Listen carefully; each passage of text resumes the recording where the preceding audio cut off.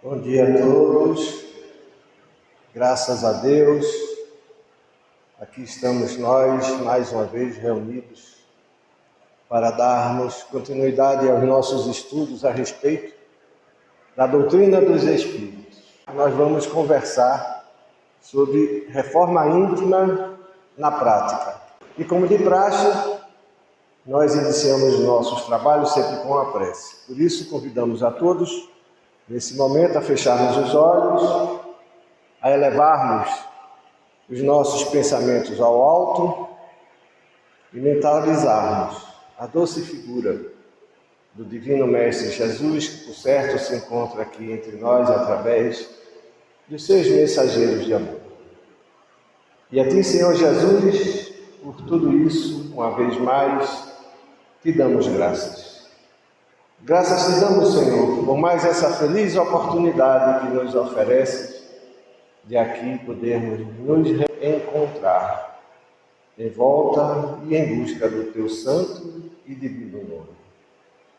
Ajuda-nos, amigo Marco, no nosso propósito, encarnados e desencarnados aqui presentes, buscando entender, buscando aprender um pouco mais a respeito das Tuas sublimes e doces verdades de luz e de vida eterna.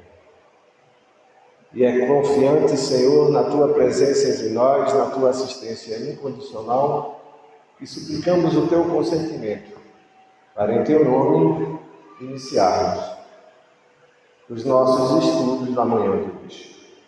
Que assim seja. Antes de entrarmos na nossa temática propriamente dita, vamos fazer uma leitura do capítulo 7 do item 5 do Evangelho segundo o Espiritismo, que nos diz, lá no item 5 do capítulo 7, Jesus entrou em dia de sábado na casa de um dos principais fariseus para ir fazer a sua refeição. Os que lá estavam o observaram. Então, notando que os convidados escolhiam os primeiros lugares, propôs-lhes uma parábola dizendo: quando fordes convidados para bodas, não tomeis o primeiro lugar, para que não suceda que, havendo entre os convidados uma pessoa mais considerada do que vós, aquele que vos haja convidado venha a dizer-vos: dai o vosso lugar a este, e vos vejais constrangidos a ocupar, cheios de vergonha, o último lugar. Quando fordes convidados, ide colocar-vos no último lugar, a fim de que, quando aquele que vos convidou chegar, vos diga: meu amigo, venha mais para cima. Isso então será para vós um motivo de glória diante de todos os que estiverem convosco à mesa. Porquanto, todo aquele que se eleva será rebaixado, e todo aquele que se abaixa será elevado. Isso está no Evangelho de Lucas, no capítulo 14, versículo 1 e 7 a 11, que deixamos para a nossa reflexão inicial. E a nossa temática da manhã de hoje, nessa parte dos nossos estudos, é conversarmos a respeito do que vem a ser a reforma íntima. E essa pergunta é para todos nós que podemos ajudar, colaborar com os nossos estudos da manhã de hoje. Muito bem. Reforma íntima, na verdade, é um pouquinho disso tudo que nós falamos até então, né? É a busca, poderíamos dizer até que é o maior desafio que nós temos na nossa vida enquanto encarnados. Mas vamos ver o que é que o estudo sistematizado da doutrina nos propõe. Reformar é formar novamente, dar uma nova forma, ou seja, mudar. É isso que nos propõe, e é isso que nós precisamos entender a respeito de reforma. Reforma íntima nada mais é do que dar nova direção aos valores que já possuímos e corrigir deficiências cujas raízes ignoramos ou não temos motivação para mudar. Ou seja, é você olhar para dentro de você e assumir, reconhecer, conhecer. Olhar no espelho, não ver só o que Narciso se mostra o que é bonito, mas é conseguir ver os pontos que estão lhe incomodando, porque todos nós temos em algum momento situações, realidades, posturas, costumes, hábitos que nos incomodam, só que nós mesmos não nos percebemos. E através dessa autoanálise, dessa autobusca, pontuar aquilo que você realmente e efetivamente gostaria que fosse diferente. Porque a própria vida nos mostra isso. Há certas situações que nem sempre estamos sendo aceitos ou compreendidos. Há certas condições de vida que nos são impostas e que a gente, sem entender, nos sentimos incomodados. E ao observar a si próprio, podemos conseguir entender por que essas situações estão ocorrendo e buscando ver o que em nós propicia a realização ou acontecimento dessas situações. E a partir daí buscar a mudança que pode proporcionar a realização da conquista das situações que estamos experimentando e que nem sempre nos são agradáveis. Ou seja, reforma íntima é você buscar se tornar melhor. Não necessariamente você tem que deixar de ser o que você é. Naturalmente, quando você se torna uma pessoa melhor, hábitos velhos, costumes antigos, via de regra, são deixados de lado. Naturalmente você muda. Mas não que você tenha que deixar de ser o que você é. Não é isso que se propõe com a reforma íntima. A reforma íntima propõe que você, ou que nós nos tornemos melhor hoje do que fomos ontem. E amanhã melhor do que somos hoje. É dar nova direção às qualidades que foram desenvolvidas na horizontalidade evolutiva, que conduziram o homem às conquistas do mundo transitório. Ou seja, nós precisamos compreender, de uma vez por todas, que essa vida que nós estamos experimentando é uma vida que efetivamente veio como uma meta de conquista, mas que ela pertence a um momento transitório existencial. Não só nós, como a própria vida muda a cada instante. Nós precisamos mudar junto com ela. Nós precisamos evoluir junto com ela. A vida tem a natureza evolucionista por condição. Nós precisamos acompanhar a vida se quisermos efetivamente atingir a meta que nos é proposta. E é essa mudança que nos proporcionará a condição de cada vez alcançar pontos novos, realizações novas, conquistas novas, e o feitio de um homem melhor, diferente do homem antigo que habita frequentemente em nós, que é alimentado pelos valores materiais, pelas conquistas dos bens materiais, que muitas das vezes não nos damos conta. Isso está lá no livro Reforma Íntima Sem Martírio, de Hermance do Sul, que fica como sugestão para a leitura e aprofundamento dessa temática. Podemos dizer também que reforma íntima é um processo que permeia a nossa mente e alimentará nossos pensamentos que definirão quem somos. Ou seja, é preciso, para poder se conseguir realizar efetivamente a reforma íntima, conhecer os processos que acontecem e ocorrem conosco dentro de nós, para que nós, os entendendo, possamos trabalhar. Porque nem sempre a simples decisão da mudança nos é suficiente, nos dá a condição da realização da busca. É muito fácil dizer eu quero, é muito fácil dizer eu vou. Outra realidade é dizer eu posso. Conhecendo-se, usando-se esses detalhes, as nuances que compõem o nosso ser, nós efetivamente poderemos estar dando os passos, pelo menos os primeiros necessários para a evolução. Ou seja, reconhecendo a si próprio, você poderá traçar objetivos, metas, posturas, hábitos, costumes, ideias, novas metas possíveis e mudanças. Vejamos quais são o que seria esse processo. Como disse, são os nossos pensamentos que pulsam a cada minuto, a cada segundo, a cada instante dentro de nós, que faz com que nós sejamos o que nós somos, e que norteia nossos atos, costumes e atitudes. Pensamentos esses que alimentam as nossas ideias. Ideias que são consequências de tudo aquilo que a gente pensa, que alimenta a ideia, do objetivo, do que viveu, do que não viveu, do que quer, do que não quer, do que busca, do que não busca. Aquilo que se deseja. Ou seja, é preciso parar para analisar quais são os pensamentos que estão incutidos na minha mente. Que ideias eu estou alimentando? São essas ideias que eu gostaria que os outros agissem para comigo?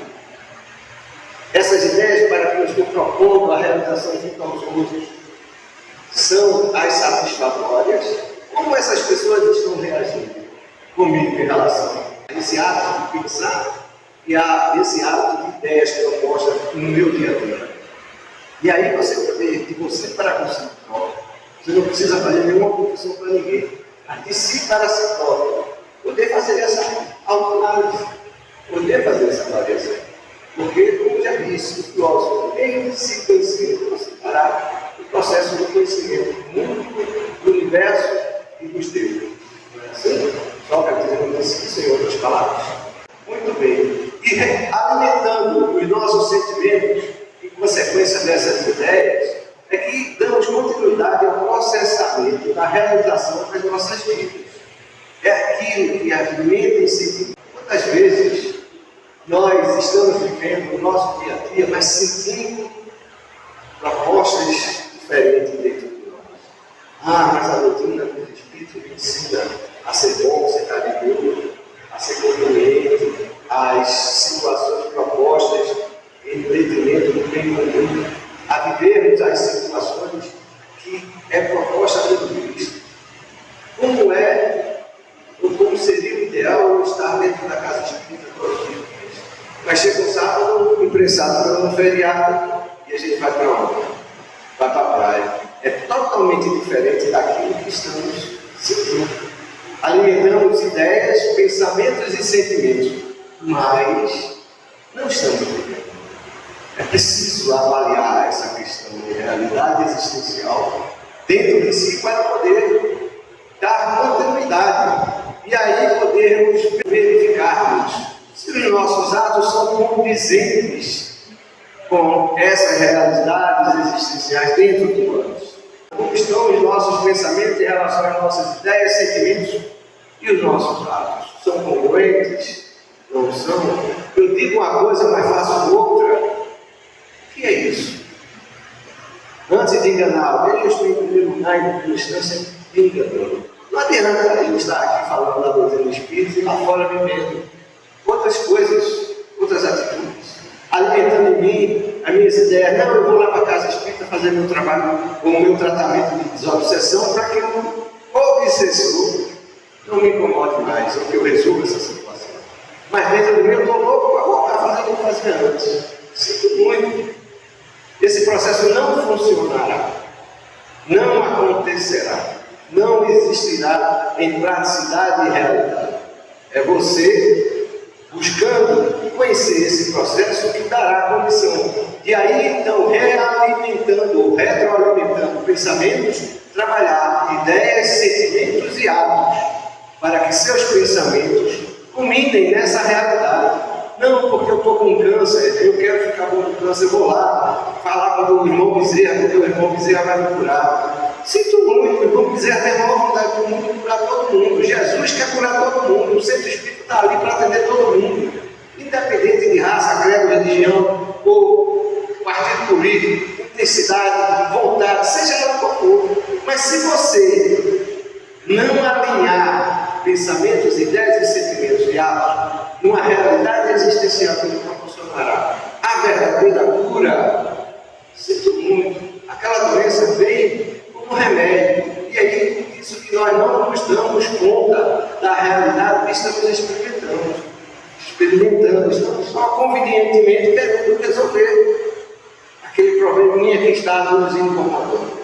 É como tomar um remédio para febre, para dor de cabeça. A dor de cabeça e a febre são apenas sinalizações de situações que estão erradas conosco. Aí eu tomo o analgésico, passou a dor, passou a febre, resolveu o problema? 5 segundos. Foi lhe dado só uma pausa para que você possa refletir. É isso que acontece com a reforma íntima. Ela tem que ser realista, autêntica, real, sincera, objetiva, concreta, para que ela possa lhe proporcionar aquilo que nós precisamos. E não apenas fazer por fazer. Não fazer simplesmente porque eu preciso mudar essa situação que estou vivenciando. E é por isso que estou dizendo que tudo isso que nós estamos experimentando em nosso processo vivenciando tem que estar por trás da nossa vontade. Sem vontade, se a nossa vontade não estiver alinhada com pensamentos, ideias, sentimentos e atos, o nosso comportamento será inversamente proporcional a essa pirâmide. Ao invés de nos evoluir para a evolução, estarei evoluindo a minha realidade existencial. E é isso que propõe a reforma íntima. É você mudar para evoluir, para se tornar uma pessoa melhor. É isso que nós podemos dizer. Se trata da reforma íntima. É uma condição realística da vida, a condição da evolução. Nós estamos aqui para aprendermos a nos melhorar. Não, meus irmãos, não estamos aqui para resgatar, ou pagar débito, ou para sofrer. Não. Os sofrimentos, débitos, são consequências de processos que ainda não aprendemos, que estamos experimentando, para que nós possamos alinhar pensamentos, ideias, sentimentos e atos, em detrimento do processo evolutivo, que nosso comportamento precisa ser processado, precisa ser realizado. E aí podemos construir com cada tijolo, em razão e emoção, nossos valores. Valores existenciais, ideias, sentimentos, propostas, fundamentos que possam dar condição do soerguimento da realidade de um ser existencial mais confiante, mais autêntico. Não aquele que fala uma coisa e faz outra. Não aquele que propõe e não faz. Não aquele que sente, mas não realiza aquilo que sente. Você sente, faz diferente, apenas pelo momento conveniente de mudança para que a dor de cabeça passe, ou a febre passe. É essa reforma íntima que precisa se ter consciência. Ou do contrário, nós precisamos ser muito sinceros. Ela não existirá. Não, e não é ninguém que vai obrigar você a fazer. Não é a doutrina espírita, não é Bezerra de Menezes, não é Jesus, não é Kardec. Não é ninguém. Ou você processa essa realidade que eu prometo, ou ela não será validada. Esse processo, para ser válido, realístico, você tem que assumir essa mudança e conscientizar-se que a perda de uma vida é nada em relação a toda a existência que você tem dentro de você. E que a perda daquela vida que você entendeu como perda nada mais é a conquista maior para a vida maior que você está direcionado, ou estamos direcionados. Não há perda, ninguém perde. Esse é o grande detalhe. Numa peleja, não é só quem vence que vai para o primeiro pódio, não. O que perde aprende. Aprende porque perdeu, aprende como perdeu, se quiser a autoavaliação, a autobusca, aquilo que necessita aprender para que possa um dia subir no pódio, porque o pódio está aí a nos aguardar, desde que nós mereçamos a essas coisas. Ainda em reforma íntima sem martírio, a irmã nos diz: não eliminamos nada do que fomos um dia, transformamos para melhor. Em outras palavras, é aquilo que nós estamos dizendo. Não vamos deixar nunca de sermos o que somos. Aliás, é o somatório do que experimentamos, do que fizemos, do que fazemos e do que nós vamos passar a fazer, que formaliza a realidade existencial de cada um. A opção de escolha por um novo caminho não está fazendo com que você deixe de ser o que você é, não. Você apenas, inteligentemente, assume uma nova postura em busca do acerto. Mas se eu já tentei acertar tantas vezes, Certamente esse caminho ou essa função precisa ser reavaliada até o dia em que você acerte. Como disse, na perda existe um verdadeiro ganho do aprendizado. Nós perdemos porque precisamos aprender aquilo que vai nos levar ao pódio. Por isso estamos perdendo. Não encontramos, não entendemos o caminho apropriado e necessário para que nós possamos evoluir. Essa é a realidade da necessidade da reforma íntima. E continua Emmanuel nos dizendo: ao invés de ser contra o que fomos, precisamos aprender uma relação pacífica de aceitação sem conformismo, a fim de fazer do homem velho um grande aliado no aperfeiçoamento. Ou seja, você não deve, não pode se penalizar por erro. O processo do aprendizado leva necessariamente ao exercício do erro e do acerto. É preciso errar às vezes para poder acertar o caminho apropriado. Não é se tornar conformista ou alimentar o sentimento de conformismo dentro de você. Não, porque minha vida é assim mesmo. Eu nasci assim, Paulo que nasce torto morre duro. Sinto muito. Não é por aí o caminho. Paulo que nasce torto pode ser consertado. Se buscar luz, não é assim que uma árvore cresce em direção da busca da luz?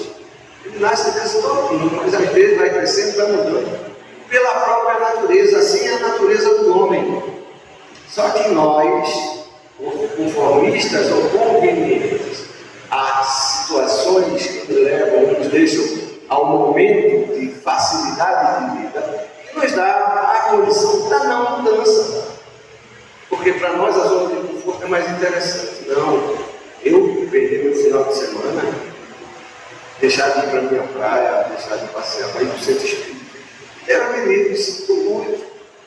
Não sabia que conquista maior não conseguiria ir a qualquer outro lugar que não o centro espírita. Que é o centro espírita que pode me proporcionar, e aí podemos dizer, não é só o centro espírita, pode ser qualquer âmbito religioso, qualquer templo religioso que você vá, desde que seja sincero, que seja objetivado no busca do bem, no esclarecimento do aprendizado. Qualquer religião pode me levar a Deus, pode me levar a Deus. Porque quem vai levar você a Deus não é a religião, não é o centro espírita, não é a qualificação espírita. Porque se assim fosse, quem lê o livro dos Espíritos, quem lê o Evangelho, não é suficiente nem se ler a esses livros ou frequentar tal religião. É necessário que você queira, você norteie, que você alinhe, que você racionalize, que você entenda, que você queira, sobretudo, buscar a crença completada. Sem essa intenção interior, o caminho é sempre o mesmo: da dor e do sofrimento, e do conformismo que precisa ser mudado, porque o conformismo nos reporta às situações que vivemos no passado. Em dados momentos existenciais, eles nos foram propícios. Mas era diferente a nossa condição e o nosso momento existencial. Há necessidade de evoluir. E para se evoluir, há necessidade da mudança. Então é preciso que você se aceite inclusive que errou, não para se penalizar, mas para buscar o aprendizado necessário daquilo que você precisa alcançar. E aí processar o caminho mais adequado, existencial de vida. Ok? Palavra de Emmanuel no fogo. Muito bem. Por que a reforma íntima é importante? Depois dessa conversa toda, será que dá para responder essa pergunta? Alguém gostaria de dizer? Vitor, você já está balançando a cabeça porque você quer. Aí, deixa eu chegar. A reforma íntima é importante para que a gente busque, para que a gente construa um resultado melhor na nossa vida.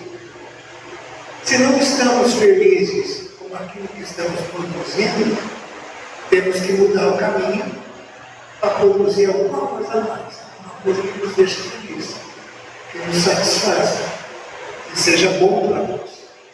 Essa é a nossa reforma íntima. Por que ela é importante? para que a gente busque um resultado melhor, uma construção melhor do homem novo que estamos buscando em nós. Precisamos compreender que nessa vida que experimentamos, ou em toda ela, em todo o universo, só existe uma coisa constante, que é a mudança. A mudança faz parte da lei da evolução. Não é fazendo as mesmas coisas que faço ou que fiz que vai me dar a condição de atingir novas situações, novas realizações. E a cada dia existenciado, estamos sempre incondicionalmente buscando a realização de novas conquistas. Mesmo quando dizemos, que saudade da época que eu era feliz, meus 20 anos, meus 20 e poucos anos, meus 30 anos, e eu posso dizer meus 40, meus 50, como eu era mais feliz. E não é, faz parte da vida, você quando chegar aos 65 anos de idade, entender que você chegou aos 65, mas existenciou, experimentou qualidade, valores, dificuldades, erros, acertos, para você poder chegar nesse momento e tirar proveito de tudo o que você experimentou. Agora, se eu experimento a vida, uma constante de hábitos, de costumes, de ideias, mais ou menos, muito, nem mais ou menos quando eu chegar aos 65 eu vou conseguir viver. Eu vou conseguir viver mal, porque os meus 65 anos de idade eu não consegui viver. Mas sempre buscando inovar, buscando uma situação nova, não repetindo. Não porque está lá no livro dos Espíritos, as respostas são essas, então é em cima disso que eu tenho que trabalhar. A ideia da doutrina, da fidelidade doutrinária. É um erro falar em fidelidade doutrinária. Nós podemos nos referir é o amor e a condição de evoluir sempre. Essa é a fidelidade doutrinária, mas a própria doutrina, por si só, tem o seu caráter evolutivo, assim como é tudo na vida. Então tudo evolui. O ser nasceu e foi criado para evoluir sempre.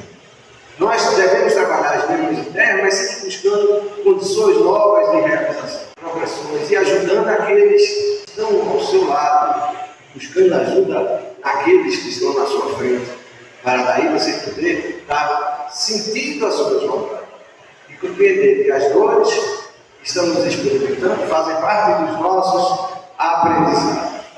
Deus nos proporciona a encarnação a fim de que possamos trilhar a estrada rumo à perfeição e à felicidade plena, e também para que possamos realizar a nossa parte na obra da criação. Porque esse é o nosso destino, a perfeição. Mas não imaginemos, por favor, que a perfeição é uma nuvenzinha onde você vai ficar sentado, tocando ar, esperando que a vida passe. Sinto muito. Assim como a lei da evolução é lei natural da vida, a lei de trabalho não é também. Evoluir dá trabalho. Pois é.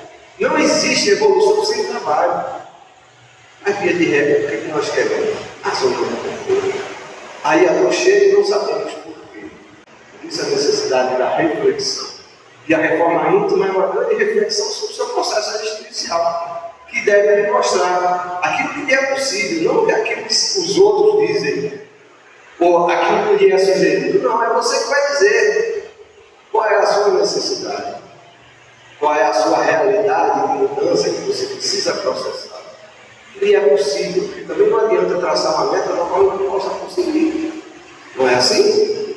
Nós precisamos refletir. Esse é o processo de reflexão interior existencial. Todos os espíritos são criados simples e ignorantes e sofrem as vicissitudes da vida material durante o processo de evolução. As aflições da vida são muitas vezes a consequência da imperfeição do espírito. Quanto menos imperfeito, tanto menos tormentos. Ou seja, nós precisamos entender, nós precisamos trabalhar interiormente, nós precisamos buscar a compreensão de que a vida é um processo existencial de luta, porque é a luta que nos dá a condição da busca daquilo que precisamos. Não existe nada sem esforço, nada. E vamos tirar o termo sacrifício, porque o sacrifício dá o entendimento de uma perda, e não há perda na vida. Há sempre processos de conquista. Tudo no universo vibra, tudo está vibrando a todo momento, desde a menor partícula do universo até o maior, tudo está vibrando. É como se fosse um choque de troca que precisamos processar interiormente, coletivamente e existencialmente. Nós imaginamos que a dor nada mais é fruto de um sofrimento. E não é. Nós é que encaramos a dor dessa maneira. Ah, mas o câncer me chegou. Graças a Deus o câncer me chegou. Silvio, você falou. Não. No passado eu dizia, pobre de mim que estou com câncer. Hoje eu digo, obrigado, meu Deus, pelo câncer que o Senhor me deu. Porque foi Ele que me fez processar a busca da cura, o entendimento da cura, saber por que o câncer, como tratar o câncer, o que eu devo fazer para melhorar desse câncer. E o que é que esse câncer me propõe em termos existenciais? Mas Silvio, você está ficando louco? Não estou louco, estou lhe sendo extremamente sincero. E falo o câncer como uma dor de cabeça, que foi a sinalização para me chamar a atenção da mudança interior que eu precisava realizar na busca pessoal, no exercício de valores e rejeitar aquilo que me levou a experimentar a bendita doença que me processasse procedimento comum e não me chamar de contador, porque isso não ia me dar resposta nenhuma, pelo contrário, ia me afundar, como me afundou cada vez mais na problemática existencial que eu estava experimentando. E é isso que nós precisamos buscar. Mas se isso é fácil de se conseguir, não é fácil. É tão difícil quanto é difícil a condição de você se auto-assumir, auto-se entender, de auto-olhar no espelho e identificar os erros que estão processando. E não acusar ninguém, mas antes de mais nada, acusar a si próprio. E compreender que as próprias vizinhanças, as próprias pessoas que estão ao seu redor são frutos da sua maneira de ser, do seu proceder, dos seus propósitos e das suas condições existenciais. Você se construiu durante a sua vida, que eventualmente lhe proporcionou alegrias e eventualmente lhe proporcionou tristezas. As alegrias nem sempre seriam as ideais, porque elas também podem lhe acometer de comodismo e de às vezes você acha que está certo. E da dor nem sempre representando a negatividade ou o sofrimento, mas a necessidade de mudança. E é esse exercício que é tão difícil se processar no reformamento, ao se aceitar a realidade existencial desse experimento para buscar o entendimento. Mas se minha vontade não disser eu quero, eu posso, eu vou, sem contar com a ajuda lá de cima, porque também não podemos ser pretensiosos achando que nós sozinhos vamos conseguir realizar tudo que precisamos. Hoje precisamos contar com os que estão lá em cima, na espiritualidade, torcendo por nós, esperando por nós uma atitude de mudança, que ajuda o alto bem condicionalmente, mas ela só vem na medida do esforço que eu proponho de realização para a minha própria vida. Por isso, aquele que segue o caminho do bem sofrerá menos e chegará mais rápido à felicidade plena. Esse é o resumo da pergunta do Livro dos Espíritos 132 e 133. Infelizmente, nós não vamos ler e responder por conta da hora. Nós não vamos conseguir abordar muita coisa, mas fica a sugestão para os irmãos que quiserem ler, se aprofundar nessa temática e entender aquilo que a doutrina dos Espíritos nos traz. Temos ainda o comentário que também vamos ler parcialmente, primeiramente, lá na obra Filosofia Espírita, Psicografia de João Nunes Maia, que nos fala a respeito da reencarnação, comentando a questão de número 132 do Livro dos Espíritos. Nos diz primeiramente, o objetivo da reencarnação do Espírito é o seu despertamento. Tudo que sai da mão de Deus produz latentes valores imortais. O tempo encarrega-se de formar meios e angariar métodos de abordar as almas para que elas sintam suas necessidades de progredir e de amar. Aí eu pergunto, tem alguma coisa que não saiu da mão de Deus? Existe alguma coisa no nosso entendimento? Tudo foi criado por Deus, então tudo, mas tudo, sem exceção, tem um destino, que é a evolução. Só que é feito numa concepção de realidade que está muito além do nosso modesto alcance, das nossas ridículas filosofias de vida. Por quê? Porque ainda são muito modestas em relação à realidade maior. É isso que Miramês nos diz em outras palavras, e continua dizendo: o que chamamos de perfeição são talentos que Deus nos deu por misericórdia, aflorados e iluminados por inúmeras experiências de vivência, frente a frente com múltiplos problemas, dores e sacrifícios, na extensão da vida, sem conta na argamassa da carne. Ou seja, a percepção do espírito, como Miramês, que já percebe a realidade existencial como algo mais além, nos dá uma condição de perspectiva que a gente, de longe, tem condição de alcançar em plenitude. Mas ele nos diz muito claramente que perfeição nada mais são do que os talentos, as oportunidades que Deus nos oferece de atingirmos. Mas cabe a nós experimentarmos e lutarmos para o alcance de tal realização. E deixamos também como sugestão para a leitura desta obra, de psicografia de João Nunes Maia, Espírito Miramês, que é extremamente interessante, para que nós possamos compreender melhor a condição existencial nossa e o trabalho da reforma íntima. E aí nós perguntamos, como realizar e por que realizar a reforma íntima se o nosso entendimento é tão modesto na realidade existencial? E nós podemos dizer que o que nós devemos fazer é aquilo sempre que está ao nosso alcance.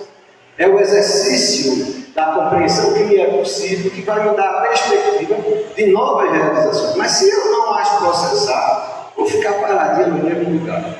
Não adianta eu esperar que Silvio, ou que a doutrina dos espíritos, ou que seja quem for da casa espírita venha me dizer o que devo fazer, como fazer e como preciso fazer. Eu é que tenho que trabalhar em mim mesmo as minhas necessidades, compreendê-las, alinhá-las segundo o entendimento, pensamentos e ideias, para que possamos compreender o caminho que necessitamos encontrar na realização da evolução que estamos destinados. Ou então, se muito, vamos ficar nas mesmices do dia a dia, vivendo as situações mais convenientes possíveis, mas sem realizações, sem satisfações, tudo de forma muito transitória. E nós precisamos compreender que nós temos as nossas ideias, nossos pensamentos, nossos sentimentos, lamentavelmente cristalizados numa faixa de ondas de matéria. A vida material é uma grande onda. Não, elas não são simples partículas se manifestando através de uma onda. Não.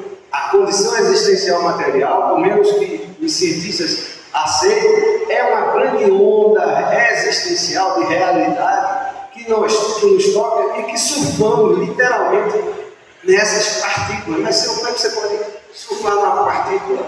As partículas assumem uma condição, estou usando metáfora, assumem uma condição de onda na proporção que nós temos de perceber a existência da vida que experimentamos. E é a vida que experimentamos que nos proporciona a condição de surfar, ou seja, de existenciar. Vez por outra a gente afunda, por quê? Porque a gente não bate a perna, não dá a passada necessária, a gente se acomoda. Não é assim? O barco fura. Por que o barco fura? Porque não demos a manutenção. E do que estamos falando? Da nossa vida, da nossa condição de ser. São metáforas que precisam ser refletidas e compreendidas no trabalho anterior, para que possamos entender que a materialidade é consequência de um padrão vibratório existencial maior. Muitos de nós ainda estão vivendo a materialidade como a própria razão do ser, a própria condição científica do homem lhe dá a busca, ou a condição da busca da explicação de tudo que existe no universo através da própria matéria. Logo maior do que estamos todos, eu cientificamente falando, os os homens mais experimentados, mais avançados, tentando explicar a vida pela matéria, quando a matéria não é vida. A vida que nos é dada através da matéria, tudo consequência de uma condição existencial maior, cujas respostas se limitarão a uma condição de percepção que cada um possa encontrar daquilo que consegue realizar, tanto no micro como no macro. No sentido micro, são os aceleradores de partículas, onde os homens procuram acionar partículas na velocidade próxima da luz para que em determinado momento elas se choquem, e aí, segundo as reações que elas possam proporcionar, ele poder explicar, percebe? A pretensão, o funcionamento do universo.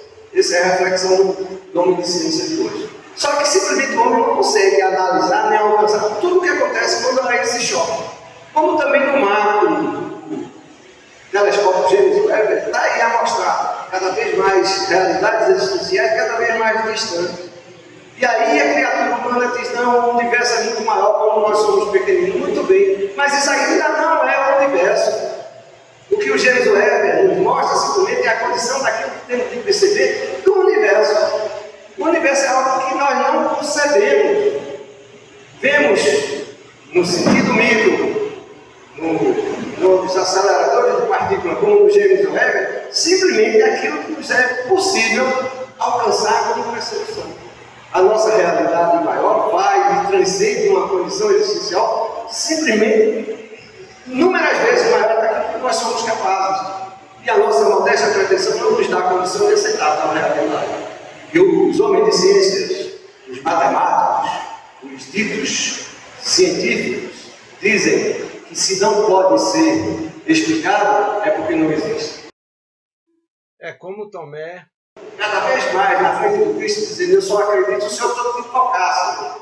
Ou seja, é nós, cegos que somos de uma realidade que interexistimos, que não somos capazes de perceber ou de alcançar, querendo responder simplesmente às realidades da vida pelos modestos cinco sentidos. E experimentamos em que existência. Sem entender os valores cristãos, entendemos dele apenas os de uma religião assumida pela fé humana. Ou seja, Jesus nos trouxe um ensinamento maior, embora moldando e adaptando a condição de palavras que nos eram possíveis de compreender, mas que remontam a uma realidade existencial tão grande que até hoje, mesmo nessas palavras transmitidas para nós, ainda não conseguimos alcançar. E estamos vivenciando ainda de Jesus as realidades existenciais de modo meramente religioso, pelo menos a grande maioria de nós. E quando falamos em reforma íntima, imaginamos que há uma mudança de sermos homens antigos para sermos seres religiosos. Não tem nada a ver. A religiosidade que é possível é uma opção que cada um vai adotar como necessidade e como decisão de construção da sua própria vida. Mas os ensinamentos do Cristo são pragmáticos e realistas em toda a existência. O fato é que nós não transcendemos ainda a condição desse entendimento. Vivemos segundo valores materiais pré-concebidos. Esse é outro grande motivo de necessidade de reforma íntima. Ou seja, uma reavaliação do que somos. Porque aquilo que nós somos, ou trouxemos de vidas passadas, em forma de intuição, ou foi ensinado e aprendido através dos nossos pais e de uma sociedade na qual nós participamos. E quantas vezes nos é dito que isso aqui é o certo e isso aqui é o errado? E nem sempre o certo é certo e o errado é errado. Depende necessariamente da condição do meio onde você vive. E como lhe afeta o meio onde você está em existência. Ou seja, é preciso compreender a esses valores e até que ponto eles realmente são produtivos e nos conduzem a uma condição de evolução. Porque é para isso que nós estamos aqui, para evoluir incondicionalmente. Precisamos ou devemos mudar ou buscar a moral simplesmente porque algo deu errado na nossa vida. E algo deu errado, porque simplesmente está errado. Se você precisa mudar, se tem alguma coisa apontando, lhe provocando, lhe deixando insatisfeito, é como uma febre, é como uma dor de cabeça que sinaliza para você que algo está errado. Mas mesmo que nós quer permanecer no erro, não vai ser fazendo as mesmas coisas, repetindo as mesmas coisas, nenhum procedimento, nenhum comportamento, vida que eu vou conseguir mudar. Eu só vou conseguir mudar a minha vida se eu, ao menos, procurar novas alternativas de realização, de procedimento, de compreensão. Buscar novas ideias para poder alcançar aquilo que necessito chegar. Podemos começar revendo os valores que norteiam as nossas escolhas, ao invés de agirmos simplesmente por impulso. Muitos de nós, a ideia bate na telha e vamos fazer. É assim que se vive? Nem sempre, não. Às vezes é uma intuição boa, mas nem sempre é uma intuição boa. Então é preciso avaliar aquelas opções e aquelas escolhas que estamos fazendo em detrimento de nós mesmos, em detrimento do meio ambiente, em detrimento da realização e das conquistas que necessitamos alcançar. Lá na questão do livro dos Espíritos 192, nos é questionado se tivermos êxito em nossa reforma íntima, ou seja, se mudarmos aquilo que nós necessitamos mudar, ao final da nossa vida presente, vamos conseguir a perfeição? Kardec perguntou: qual o objetivo da encarnação dos Espíritos? Questão número 2. Deus lhe impõe a encarnação com o fim de fazê-lo chegar à perfeição. Para uns é expiação, para outros missão. Mas para alcançar a perfeição tem que sofrer todas as vicissitudes da existência corporal. Nisso é que está a expiação. Ou seja, nós estamos numa situação mediana para baixo ainda. A perfeição, na sua essência maior, é algo que vai muito mais além da nossa realidade existencial. Muito o quê? Todos nós precisamos ainda aprendermos muito a respeito da nossa realidade existencial presente, momentânea, que é carente, e como diz bem Marcos, estamos na terceira ordem, na sexta classe. Seu Marcos está dizendo. Muito bem, vamos adiantar um pouquinho, porque nós já temos 5 minutos para falar. O que é necessário para dar início à reforma íntima? Livro dos Espíritos, questão 909, 911 e 912. Em resumo, vontade, esforço e abnegação. Fácil, né? Só 3 coisinhas. Vontade a gente tem demais, não tem? E esforço. Abnegação, então. São dias de regra se queixando, né? Esperando que o número da nota fácil dele, da mega cena dele, não é assim? Vontade ele tem demais, mas muitas das vezes inversamente proporcional ao esforço, muito menos à abnegação. Poderia ser o homem, pelos seus esforços, vencer as suas mais inclinações? Questão 909 do Livro dos Espíritos. E a espiritualidade respondeu: sim, e frequentemente, fazendo esforços muitos e significantes. O que lhe falta é a vontade. Como poucos dentre vós fazem esforços. É a espiritualidade nos dizendo e repetindo aquilo que a gente simplesmente pensa. Falta vontade, falta esforço. Queremos mudar, queremos melhorar, muitas das vezes não estamos fazendo quase nada, ou pelo menos o necessário para essa realização. Na 911, Kardec perguntou: não haverá paixões tão vivas e irresistíveis que a vontade seja impotente para dominá-las? E os Espíritos responderam: você me perdoe, eu estou correndo por conta da hora, tá? Há muitas pessoas que dizem: quero, mas a vontade só diz está nos lábios. Querem, porém, muito satisfeitas, ficam que não seja como querem. Quando o homem crê que não pode vencer as suas paixões, é que seu espírito se compraz nelas e, em consequência de sua inferioridade, compreende a sua natureza espiritual, aquele que as procura reprimir, vencê-las, é para ele uma vitória do espírito sobre a matéria. Ou seja, a nossa mente, como disse antes, está cristalizada literalmente numa faixa de onda de matéria. Está bom demais, estou surfando nessa onda de matéria. E enquanto eu estiver satisfeito, enquanto não vier o câncer, enquanto não vier a dor de cabeça, o mal-estar, a perda do negócio, as realizações que sou assim, capaz de fazer materialmente, eu vou estar muito bem. Não, espiritualidade, para quê? Deixa para quando eu ficar velho. Sinto muito, é o nosso destino.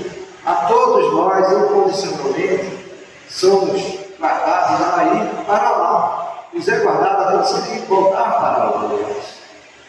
E nós não nos damos conta disso, ficamos na mesmice das coisas, vivendo as mesmas situações, os mesmos valores, achando que está bom demais. Quando esse processo inicial é até compreensível e aceitado pela própria espiritualidade, pela própria planificação existencial. Só que chega um dado momento que nós necessariamente teremos que avançar, teremos que evoluir. Chegamos no meio da escada, está bom demais. Olha, daqui eu tenho uma visão panorâmica maravilhosa. Eu até consigo ver o mar, a lua então quando mais. Mas a espiritualidade está pedindo, está sugerindo, você não parou, você não veio aqui para olhar para o mar nem para a lua. São metáforas, por favor. Você precisa subir e as estrelas. Você precisa conhecer o que está nas estrelas. Mas para mim está bom demais, a lua e o mar, estou satisfeito. Não quero mais, não quero conhecer a estrela.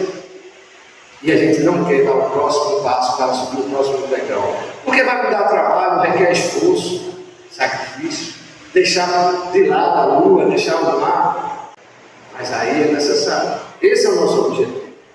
Precisamos conhecer a lua e o mar para termos uma ideia do que pode vir até as estrelas. Mas precisamos subir as estrelas para entender. Quão pequena em relação a essas são a lua e o mar. Esses valores, via de regra, alimentamos de forma tão pequeninas dentro de nós. Na questão 912, Kardec perguntou: qual o meio mais eficiente de combater o predomínio da natureza corpórea? Ou seja, o que fazer para não se deixar só viver surfando nessa onda de matéria? Praticar a abnegação. Ou seja, eu tenho que entender que vou perder a lua e vou perder o mar, mas vou alcançar as estrelas. Esse entendimento, essa perspectiva que nós precisamos propor, refletir e buscar para a realização das nossas próprias vidas. Ou seja, podemos e devemos começar estudando. Nós não chegaremos a lugar nenhum sem antes fazermos um planejamento estratégico para as nossas vidas. E na realidade, tudo se faz planejando inicialmente. E ninguém consegue planejar sem estudar. Mas se eu estudar o que? Estudar a vida? Não, você pode simplesmente começar estudando a reencarnação que está lá no Livro dos Espíritos. Quando nós se aprofunda no estudo do Livro dos Espíritos, e quando a gente começa a ler o Livro dos Espíritos, a gente começa pela pergunta número 1, não é assim? Na grande maioria das vezes. Mas se não for pelo número 1, eu vou começar pela qual? Pela introdução. Pouco de nós conhecem a introdução do Livro dos Espíritos, que a rigor é outro livro que remonta a uma quantidade de ideias, de informações e de valores que Kardec precisou propor, recebido pelos Espíritos, para o entendimento das respostas, das 1.015, 1.016 respostas, perguntas que são feitas e respondidas pelos Espíritos. Ou seja, até para entender as respostas, para mim chegar, não entender o que diz a questão número 1, sem ler a introdução, sinto muito, eu posso até aceitar, eu posso até entender, mas com certeza com uma visão diferente do que propõe, do que é dito na introdução. É preciso entender cada entrelinha, não é só a linha que está escrito na introdução, mas entrelinhas do que é proposto e o que nos é dito. Ou seja, sem estudar, o nosso planejamento estratégico está fadado ao fracasso. Reforma moral. É fundamental começar estudando por todos esses motivos que nós citamos há pouco. Realizar uma leitura sistematizada. Não, meu irmão, você não tem que ler um livro por semana, nem um livro por mês, nem em determinado tempo, mas dentro daquilo que é possível, porque não adianta você ler todo o Livro dos Espíritos e nada vai ficar de entendimento e de compreensão. Segundo que lhe é possível, segundo a concepção de compreensão que é condicionada a alcançar, você programa esse estudo. E não só estudar, mas colocar em prática o exercício da caridade.